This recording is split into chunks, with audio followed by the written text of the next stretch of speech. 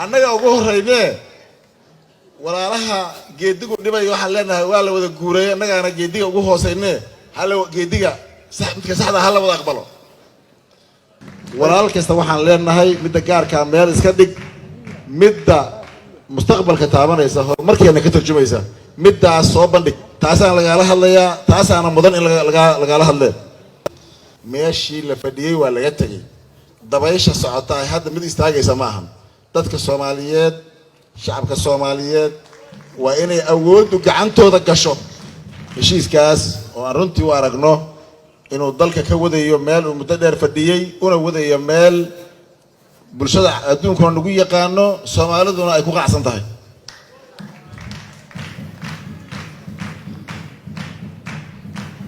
wixii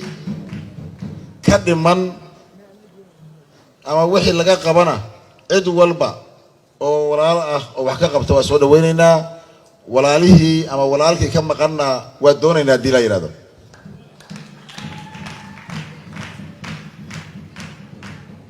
lama kala maarmo lama kala maqna qaab kasta oo tahay tabashadu waa labo midna waa mid gaara midna waa mid guud oo mustaqbalka iyo horumarka dadkan iyo Soomaaliyeed dalka Soomaaliyeed taabanaysa walaal kasta waxaan leenahay midda gaarka meel iska dhig midda mustaqbalka taabanaysa horumarkeena ka tarjumaysa middaas soo bandhig taasaan lagala hadlayaa taasaana mudan in lagala hadlee markii runtii isbedel dhacayo ama la guurayo ama meel laga tagayo meel kale loo guurayo waxay leedahay tabasho waxay leedahay see loo guuraya xagee loo socdaa meesha dad badan waxay la tahay wixii saxda ah meeshii la fadhiyay inay tahay wixii saxda ahna meesha la fadhiyo ma ahan meeshaas waxay ahayd meel aan isla ognahay oo laga maarmi waayay oo mar walba la yiraahdo maanta aan oo kacna meesha maanta aan meesha oo kacnana waxa sax ah in laga kaco oo meel lagu waarayo la degaa hadii la yiraahdo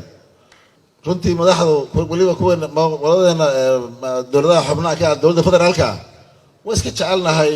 ninkii gaara iyo ninkii kaleba in hadba si gaara saf loo soo galo leeyahay waa sognahay baashi maxaa ka leedahay maanta laakiin hadda waxaan diyaaruna anaguna aan saf galno dadka aan shacabka la mid noqono marka wax annaga ugu horreynee walaalaha geedigu dhibay waxaan leenahay waa la wada guuray annagaana geediga ugu hooseynee hala geediga midka saxda hala wada aqbalo marka runtii walaal aan eedaynayna ma jiro qof walba waxaan leenahay waa mudan tahay aragtidaadaad mudan tahay ra'yigaad mudan tahay laakiin waxaan lama kala maarmo midnimada wadajirka horumarka aan wada ilaalino dalkuna hadda waxaad moodaa si sax runtii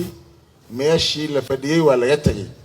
dabaysha socota ay hadda mid istaagaysa ma ahan dadka Soomaaliyeed shacabka Soomaaliyeed waa inay awooddu gacantooda gasho